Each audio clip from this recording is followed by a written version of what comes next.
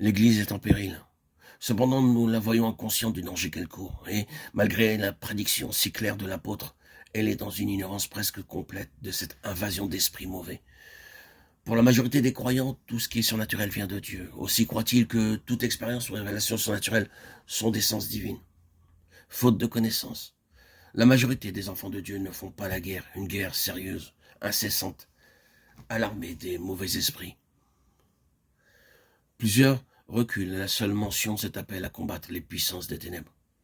Ils disent que si Christ est prêché, il est inutile de mettre en évidence Satan et son existence, non plus que d'entrer en lutte contre lui et ses légions. Cependant, ils sont nombreux les enfants de Dieu qui tombent victimes des embûches de l'ennemi, proie facile de celui qui n'est pas démasqué. Et parce que ceux qui enseignent gardent le silence sur ce point capital, l'Église de Christ entre sans aucune préparation dans les derniers temps prédits par saint Paul.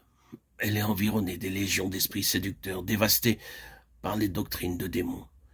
Et elle reste désarmée et impuissante devant les attaques de l'adversaire. À cause des avertissements prophétiques que donnent les Écritures sur cette invasion des armées de Satan, déjà à l'œuvre parmi les enfants de Dieu, et des nombreux signes qui nous avertissent de la venue des derniers temps prédits, tous les croyants devraient accueillir avec joie la lumière et connaissance sur la puissance des ténèbres, ce qui les armerait et les rendrait capables de traverser l'épreuve terrible de ces jours, sans tomber dans les pièges de l'adversaire.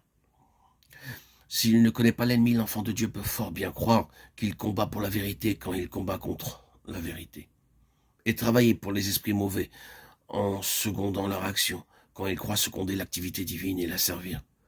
Car s'il croit que telle œuvre est voulue de Dieu, il la soutiendra de toute son influence et de tout son pouvoir. Par ignorance, un homme peut donc s'élever contre Dieu, s'opposer à lui, attaquer la vérité et soutenir le diable. D'où la nécessité de la connaissance. La Bible verse la lumière sur Satan et les puissances des ténèbres, une lumière qui ne peut rester inaperçue pour quiconque lit les Écritures sans idées préconçues et l'esprit ouvert à la vérité. Mais cette connaissance toute seule ne saurait égaler celle qui s'acquiert par l'expérience illuminée, interprétée par le Saint-Esprit. Interprétation nécessairement toujours d'accord avec les données de la parole de Dieu. C'est-à-dire que nous possédons vraiment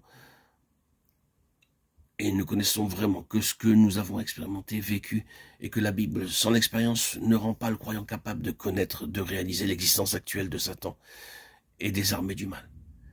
Et la façon dont il détourne et induise en erreur les enfants des hommes, le croyant peut avoir en son esprit un témoignage direct de la vérité de la parole de Dieu, mais c'est seulement par l'expérience qu'il acquérera ce témoignage tout intime de l'inspiration de l'Écriture.